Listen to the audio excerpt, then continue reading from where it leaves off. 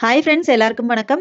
மகாநதி சீரியல்ல அடுத்த வாரம் என்ன நடக்க போகுது அப்படின்னாங்க இந்த வீடியோல பார்க்க போறோம். விஜயும் காவேரியும் வெளியே போறாங்க. அப்படியே வந்துட்டு காவேரியை பீச் கூட்டிட்டு போறாரு. காவேரிக்கு ரொம்ப சந்தோஷமா இருக்கு.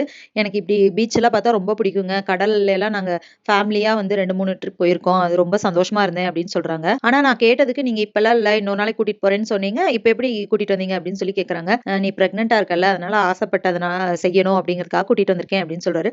சரி, கொஞ்ச நேரம் இருந்துட்டு நம்ம போலாம் அப்படின்னு சொல்லிட்டு காவேரி கேக்குறாங்க. இல்ல நம்ம இன்னைக்கு ஃபுல்லா இங்க இருந்துட்டு நாளைக்கு காலையில தான் கிளம்ப போறோம் அப்படின்னு சொல்றாங்க விஜய். அதுக்கப்புறமா இங்க பக்கத்துல வந்துட்டு ஒரு ரெசார்ட் புக் பண்ணிருக்கேன், நம்ம அங்க ஸ்டே பண்ணிட்டு இங்க இருந்து தான் போறோம் அப்படின்னு சொல்றாரு.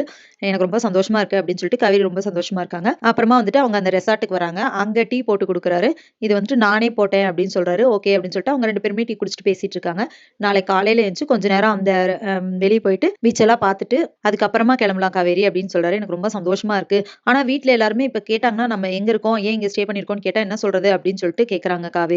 அதுக்கு சொல்றாரு, நாங்க பேபி மூன் வந்திருக்கோம்னு சொல்லலாம் எல்லாத்துக்கிட்டையும் அப்படின்னு சொல்றாரு. ஓகே ஓகே அப்படின்னு சொல்லிட்டு இவங்க 2 பேரும் சந்தோஷமா சிரிச்சு பேசிட்டு இருக்காங்க. இங்க ராகவ் என்ன பண்றாருன்னா, இப்ப ஜெயில இருந்து வெளியே வந்துட்டாரு. ஆனா வந்துட்டு விஜய் எப்படியாவது பழி வாங்கணும், என்ன அடிச்சு அசிங்கப்படுத்தி ஜெயில வேற 1 மாசம் இருக்க வச்சுட்டான்ல, சும்மா விடக்கூடாது அப்படின்னு சொல்லிட்டு ஒரு ஆளை ரெடி பண்றாரு.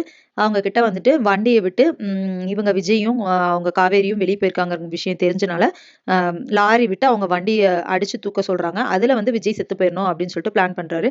அவன் வந்துட்டு குழந்தையெல்லாம் பிறந்து சந்தோஷமா இருக்கும்னு பிளான் பண்ணியிருக்கான். அதை விடக்கூடாது அப்படின்னு சொல்லிட்டு ராகவ் ஒரு பிளான் போட்டாரு.